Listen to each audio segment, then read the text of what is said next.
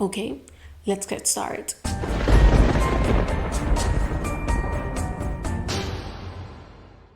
Hey horrifics, welcome back to my channel. My name is Amanda. If this is the first time here, don't forget to subscribe and hit the bell icon so you can get a notification every single time that I post a video, and I post every single week. As you can see from the title, today's video is going to be my full review with spoilers of the third episode of American Horror Story Season 2, Drive. This episode just came out on Hulu, only on Hulu. This is not like American Horror Story that comes out first on Fox and the next day on Hulu. No, this one is exclusive to the streaming platform. Now, as always, all my reviews are with spoilers. If you don't want them just to see if this was worth it or not, in the description box down below, there you're going to find my spoiler-free review because I like to give you guys the two options. So giving a little second disclaimer ahead, let's get into the video. This episode follows a club girl life is turned upside down where the nightlife begins following her home. This episode, I know that were many people that were excited about it because it's protagonized by Bella Thorne. I think that she fits in American Horror Story universe in general, so I was happy to see her. So the episode starts with her and her friend in a club, and then she sees this guy and she's like, oh, I saw it first, and their friend is like, yeah. So they leave, they hook up on her car, and then she's like, okay, like, we're all done, leave. And when she's getting home, we see a red Jeep that is behind her. First is flashing the lights, then is honking, then is doing both things. But she's able to lose the Jeep. But from the time that she gets home, we learn that she actually is married, but she is in an open relationship. But the husband, it doesn't look too happy with what she's doing. And the next day, she's telling her friend what happened. And she's like, oh, it's like this urban legend where someone is doing that, but instead of being like harassing you or something, it's they are warning you that someone is on your back seat. If you have watched the film Urban Legends, you probably will recognize this legend since it's the first one that appears on the film. So that happens, but of course she doesn't believe it. She gets to the same club, she hooks up with a girl, and when she's in the parking lot, she sees the Jeep. She follows him, she gets the license plate, and she starts searching, and she found out who is the guy, the name, and where it works, because that's how the internet works. You found someone's name, you can find the social media, and eventually if they posted something, you're probably going to find out where that person works or even lives.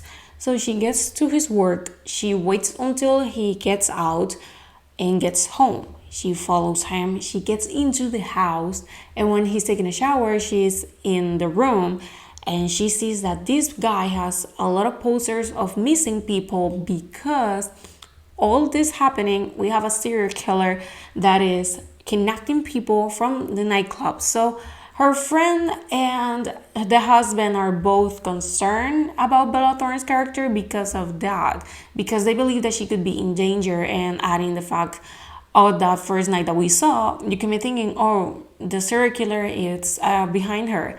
And he has all these posters, and you could be thinking maybe it's him, but I always knew that it wasn't him. He tries to get out of the house, but he finds out that she's there, and she starts like questioning him, like, why you were following me? And he's like, why you were in my house? And she's like, why you were following me? And then he tells her that was because he saw someone on the back seat, and she's like, oh, well, thank you so much, but it wasn't nobody. I mean, I am alive. And then she's like trying to seduce him in a way, and when she's really close to him, she sedates him, but it doesn't work that fast, and he's choking her. But the husband appears to the house and saves her, and she's like, what the hell are you doing here? I told you not to follow me, because he already followed her. And he's like, you need to be using stronger things. Of course, this is when everything clicks. She is the serial killer. What a shocker. I saw it coming ever since I saw the trailer of the episode. Like, I knew that she was going to be the serial killer. She doesn't fit for the victim. Like, she needs to be the bad guy. So essentially, she kills people as a way to cope with the bullying that she suffered when she was little, because she has a birthmark that she covers with makeup. She uncovers it at some points of the episode, but they don't give much details until now. The guy from the Jeep saw on her truck was indeed the guy that she was hooking up, but because she got mad, she was like, you know, I'm gonna kill you. And that's what is actually happening. It's not that she has an open relationship like that. It's like she gets victims then to kill, but she used hookups as a way. So she kills him, and the husband is the one in charge of just burying the bodies. But he wants to leave because he's tired. And she's like, no, let's have a fresh start. You can be even more involved in it. And I have the perfect person for you. It's the friend. She and him are going to kill her friend. And basically the episode ends with him with something and her with something and going through the camera. And that's how it ends. I really enjoyed this episode, although for me it was a little predictable because I was already expecting Thorne to be the killer, but if it wasn't her, that would have been the shocking part. Still, I think that it was a pretty solid episode. I think that this one it's a 7 out of 10 or a 3.5 out of 5 because it wasn't excellent, but it was a really enjoyable one. By far, this season is way better than season 1.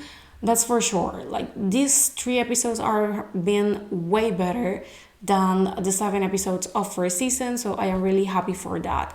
And I can't wait to see the rest of these episodes. Of course, will be coming each Thursday. And well, I think that this is all for the video. Thank you so much for watching. Let me know what you thought about this episode. Do you like it? You didn't? Do you like it, Bella Thorne? Like I said, Bella Thorne, for me, she deserves to be part of the American Horror Story universe. I would love to see her in American Horror Story, like a whole season, not just one episode. But who knows? Ryan Murphy likes to recycle the actors and actresses, so who knows? But well, thank you so much for watching, and I'm going to see you guys on my next video. Bye!